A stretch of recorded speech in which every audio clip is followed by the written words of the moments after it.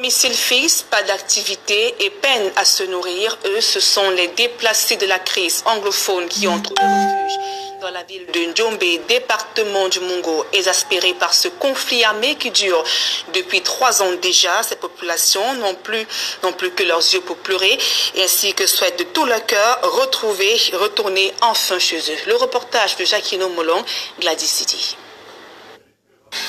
Paysage de désolation dans la région du sud-ouest.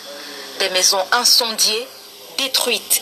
Certains des habitants qui y vivaient autrefois ont fui la guerre pour trouver refuge dans le département du Mungo.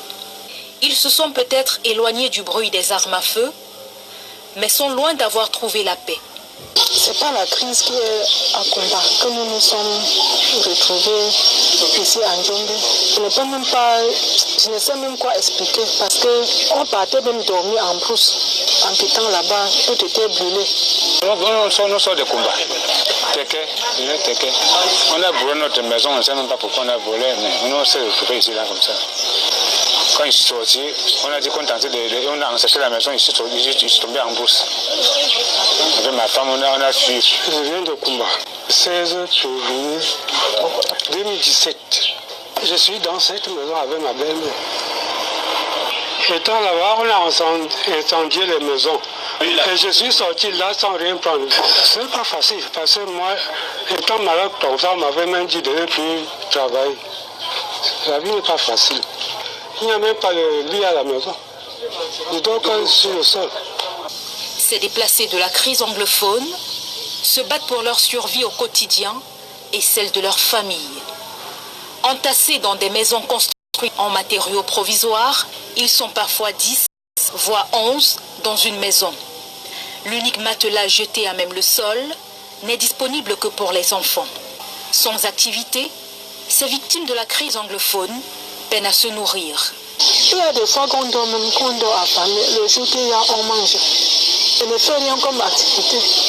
Je ne suis pas à l'aise parce que là où j'étais, je travaillais. J'étais secrétaire à un particulier là-bas.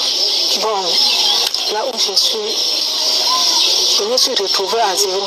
À combat, j'avais au moins 4 plantations au sein. Il y avait des maisons là-bas. On a tout brûlé. Quand je suis retrouvé ici en Njombe, on ne vit pas, on vit très mal.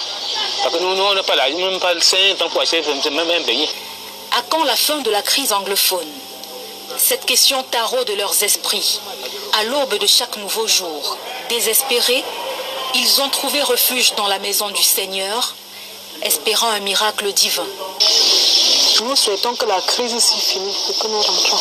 Même si on a brûlé la maison, on saura comment nous défendre là-bas parce que ici, là où on est, il n'y a pas à manger.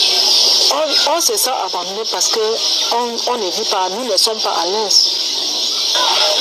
Ce qui me console, c'est parce que je connais la parole de Dieu. À chaque moment, je me rends à l'église. J'avais expliqué mon problème au pasteur. Lui-même, il nous console.